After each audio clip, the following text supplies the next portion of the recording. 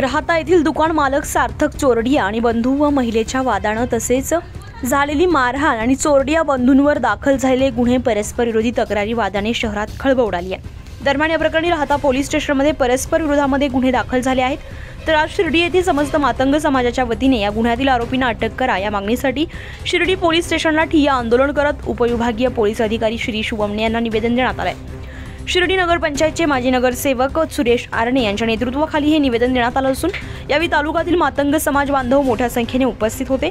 निवेदन देण्यापूर्वी झालेल्या घटनेचा निषेध व्यक्त करत येत्या 25 तारखेपर्यंत योग्य तो न्याय न मिळाल्यास तीव्र आंदोलन छेडणार असल्याचा इशारा देण्यात आलाय। या प्रसंगी सचिन आन्ने, अनिकेत आहेर, सुनीता आरणे, प्रसाद अहिरे, अशोक वाघ आदी उपस्थित होते। यावेळी आरणे म्हणालेत की कसून तपास करा, शस्त्र हस्तगत करा, महिलेला मारहाण झाल्यामुळे वाढीव कलम लावा, सर्व आरोपींना तात्काळ अटक करा, अन्यथा लवकरच राहता शहरामध्ये 8 दिवसानंतर मोर्चा काढण्यात येईल असा इशारा दिलाय।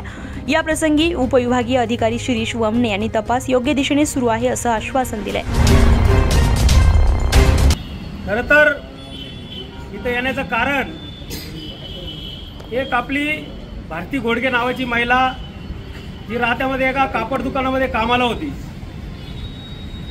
तर कापड दुकानामध्ये कामाला असताना त्या मालकाचं काय तो लिंक पिसाड त्यांनी काय चूक केली ते तिला माहीत नाही, परंतु त्याचं ते काय कोणाच्या घरी कळालं, त्याच्याशी कोण भांडलं आणि ह्या बिचाऱ्या मुलीवर त्यांनी आरोप घेतला की तुझ्यामुळं माझं आता हे घरी कळलेलं आहे, तुझ्यामुळं हे माझं वाटोळं झालेलं आहे, मी तुला सोडणार नाही। त्याची एवढी हिंमत का तो तोंडाने नाही बोलला, तो तिला फोनवर बोलला। डेप्युटी साहेबाला विनंती आहे, साहेब काही हे दलाल लोक क्लिप टाकत आहे का, खोटी ॲट्रॉसिटी टाकली, काही जण खंडणी मागत होते। अरे बावळटा, जर खंडणीच मागायचा विषय असता तर त्या दिवशी 9 वाजता आम्ही तक्रार दाखल करायला गेलो होतो। तक्रार दाखल झाली 12:30 वाजता।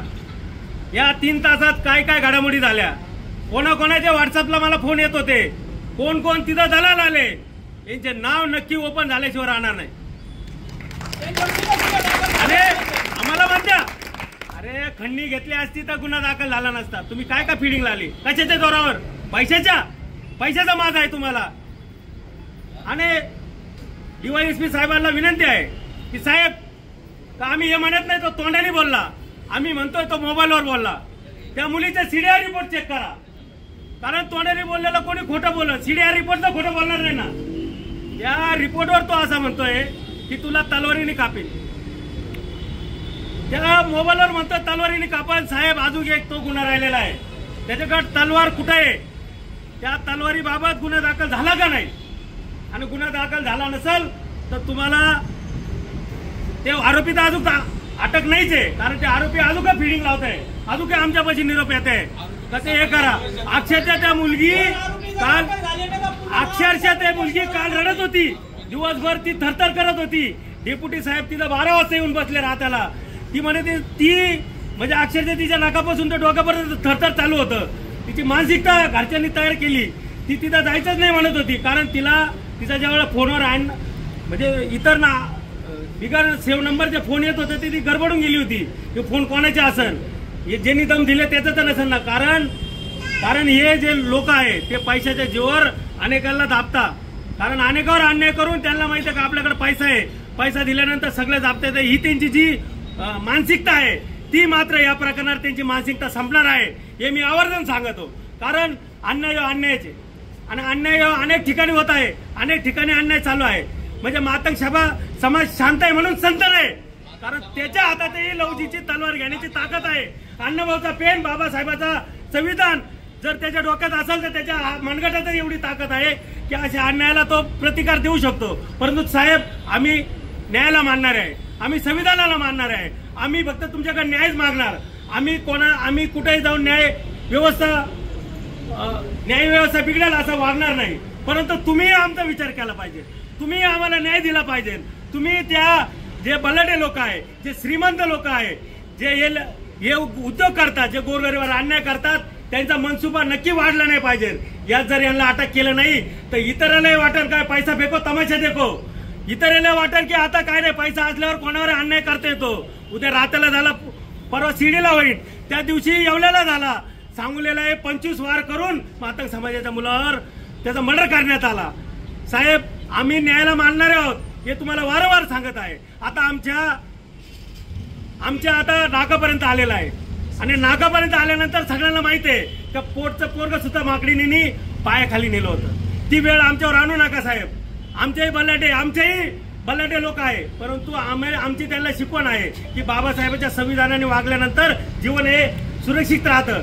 कायदे में रहोगे तो फायदे में रहोगे ही शिकवण आम्ही कायम आमच्या मुलांना देत राहतो. म्हणून त्याचा फायदा असा घ्यायचा नाही, असा फायदा झाला नाही पाहिजे का कुणी यायचं आणि आमच्यावर अन्याय करायचा. साहेब, तुम्हाला पुन्हा एकदा विनंती आहे डेप्युटी साहेबांना की साहेब ते लोक आहे ते मोकळे आहे.